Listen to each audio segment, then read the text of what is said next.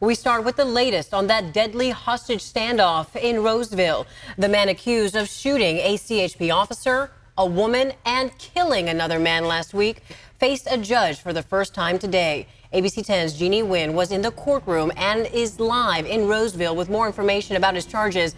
Jeannie, this shooting has shocked the community. Tell us what you've learned. Laura and Chris, Eric Abril is facing a lot of charges, including murder and kidnapping. He was emotionless in court after being accused of causing a chaotic scene here in Mahaney Park just last Thursday. Now, if you take a look in this direction here, you can see that people have left flowers and candles to honor the victims, as people from all over Roseville are still shocked by what happened. It was just another day at Mahaney Park. But last Thursday at this same park, it was full of law enforcement and concerned residents. No, this was a total shock. Total shock. Terry Lang says he goes to Mahaney Park every day, but last Thursday, something else came up and he missed his daily trip.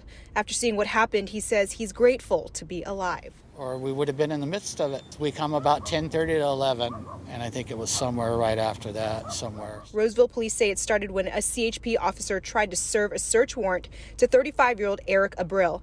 That's when police say he shot Officer Matthew Hyatt and took 2 hostages with him, husband and wife James and Patricia McKeegan. Police say Abril shot and killed James during a standoff with law enforcement. It's very sad and makes you wonder what places dangerous or not dangerous anymore. Today, Abril was arraigned and faced a judge for the first time. Audio recordings were not allowed during the hearing, but Abril appeared emotionless and only spoke to the judge when asked if he needed an attorney. He said yes. The Placer County District Attorney says Abril is facing a lot of charges. An attempted murder on a police officer.